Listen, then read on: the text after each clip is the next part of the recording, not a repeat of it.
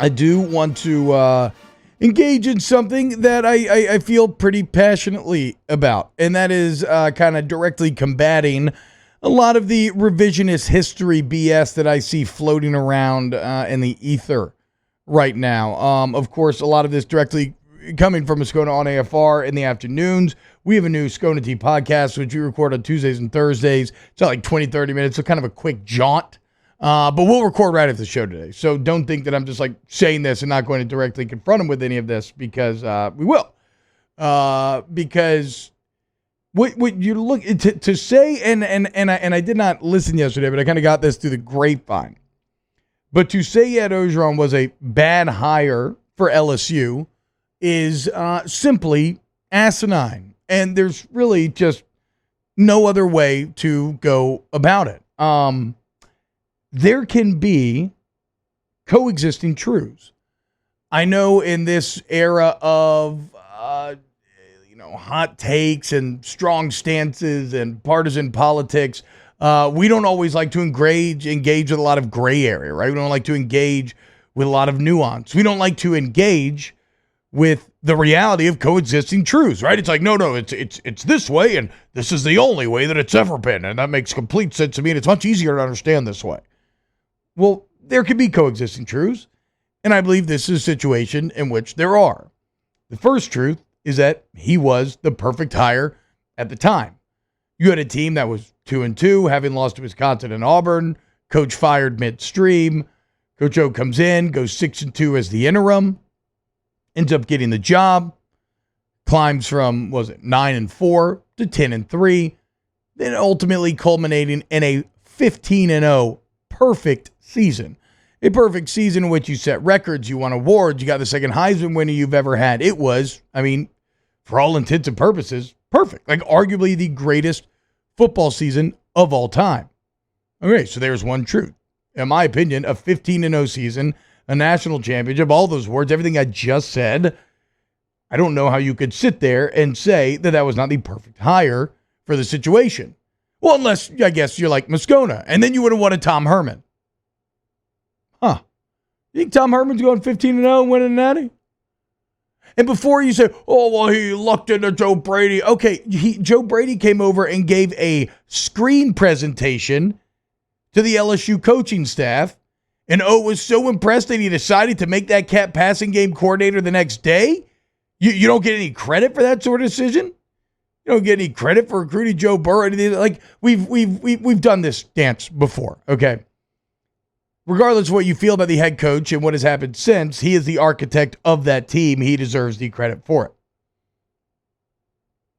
So that's the first truth. He was the perfect hire. The second truth is that he has not handled the 15-0 success well and now is on the ropes. This is also objectively true. Last year, 5-5, team looked checked out. The Pelini hires and the offensive hires did not go well. It looked like there was a disconnect between the staff and the players.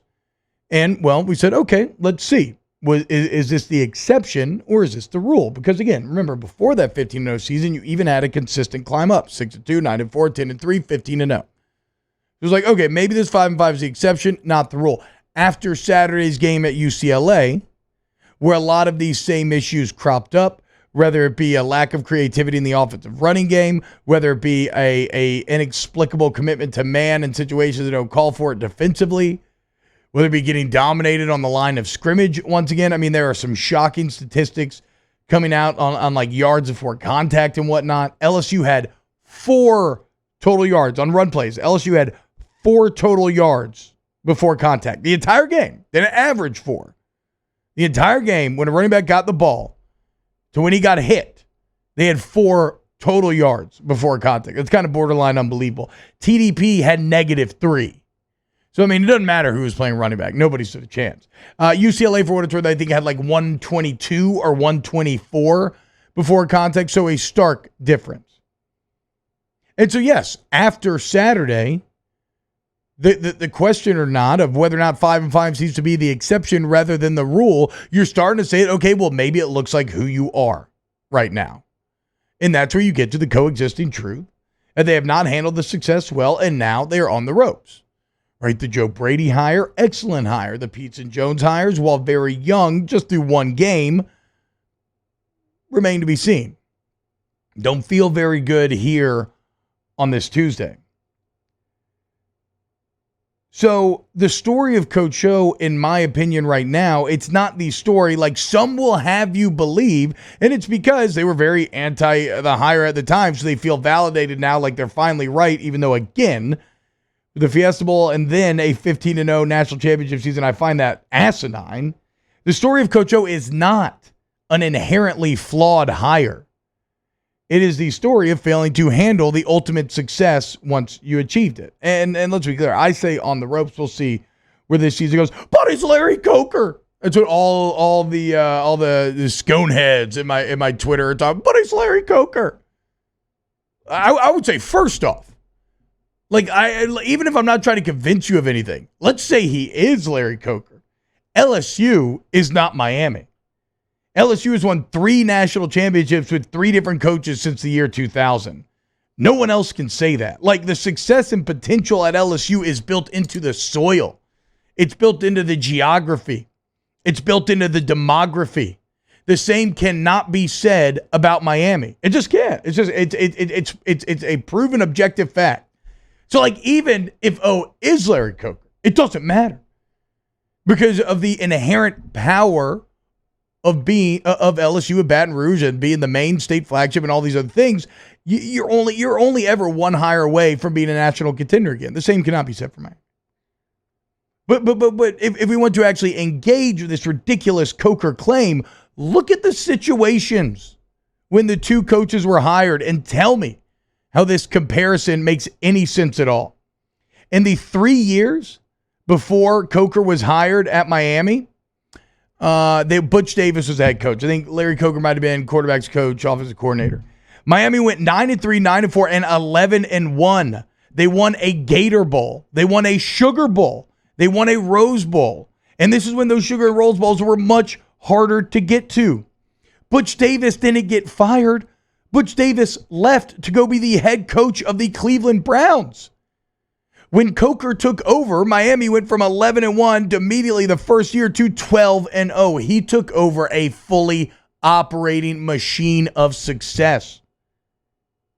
In the 3 years before Coach O took over, LSU went 10-3, 8-5, and 9-3 with a Music Bowl City loss, an Outback Bowl, and Texas Bowl wins. So not even close to playing in the same quality of bowls as Miami was. O took over midstream that next year after a 2-2 start as an interim head coach. They go 6-2 that season as the interim. The next year he gets that job. They go 9-4. They go 10-3. Then they go 15-0 with the perfect season. So what the hell are we talking about? For all of the lemmings out there with the nodding heads saying, yeah, Larry Coker, that comparison makes a lot of sense, man. No, it doesn't. It doesn't make sense at all.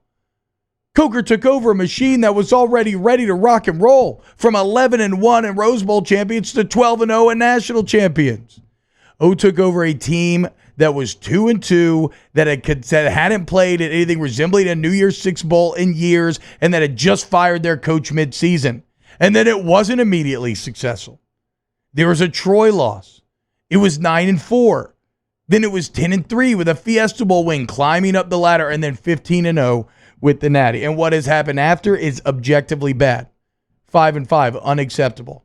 The loss to UCLA puts you in peril of staring, like even in a very optimistic outlook, 8-4. Certainly feels closer to 7-5 or 6-6 on this Monday. Unacceptable. That's kind of the great part about football. It's a meritocracy, okay? Ultimately, you control your own destiny with the results. And so regardless of how you feel or I feel about the current regime or what you think is going to happen, ultimately, the chips will fall where they may due to what is done on the field. But just get out of here with the asinine revisionist history BS. And get out of here with this idea that it's like Larry Coker or something. You want to say Gene Chizik? Sure. I mean, anyway, it doesn't even, all these guys won natties. And that's the ultimate goal. You want to be Georgia since 2019? You want to be A&M and Jimbo? That's fine. But at the end of the day, hanging the banners is what matters the most. And LSU managed to do that in the time where Nick Saban has built the most dominant machine that the sport has ever seen. And you can try to engage with whatever little angles you want to try to explain it away or discredit the head architect. But like y'all know, y'all listen to this show, I don't like Les Miles that much, right? I've been painfully clear about this. But you can fact check me on this. I've written about this publicly for like WWL and others like years and years ago, regardless of whatever personal problems I have with him, regardless of whatever shortcomings I felt as he had as an actual on the field head coach. I have always remained thankful to him. Why? Because I've given credit for being the architect of a team that I was on that played for a national championship. Right? Did he get the most out of the team? Probably not when you look at like on the season and whatnot, but he was a guy that recruited everybody, that made the hires, that did all the things that had to put that team into place. And the same is true about Ed Orgeron. So if you are someone trying to argue he's an inherently flawed hire and he screwed everything up, no, it's ridiculous. Coexisting truths. He was the perfect hire at the time. They have not handled that success well, and now they are in a pretty dire situation. We'll talk to the head man next. Coach Ed Orgeron, head of LSU football here on OTB. Keep it locked, and we'll be back with more.